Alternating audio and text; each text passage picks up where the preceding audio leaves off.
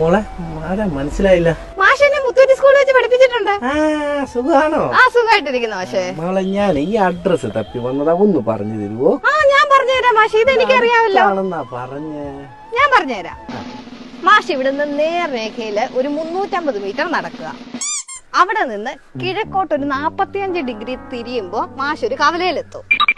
ആ കവലയുടെ പേരെനിക്കറിയത്തില്ല, അതുകൊണ്ട് ആ കവലയെ നമുക്ക് എക്സ് എന്ന് വിളിക്കാം.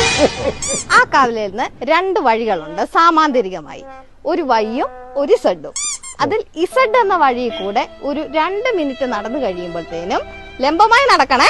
ലംബമായി നടന്നു കഴിയുമ്പോഴത്തേനും സാറൊരു സമഭുജ സാമാന്തരികത്തിലെത്തും. അവിടെ നിന്നുകൊണ്ട് പൈതഗോറസ് തിയറി ഇല്ലേ, കർണ സ്ക്വയർ, ലംബം സ്ക്വയർ, അത് തന്നെ ആ തിയറി അങ്ങോട്ട് അപ്ലൈ ചെയ്യുവാണെങ്കിൽ സാറ് പറഞ്ഞ് ഈ സ്ഥലത്തെത്താം. പിന്നെ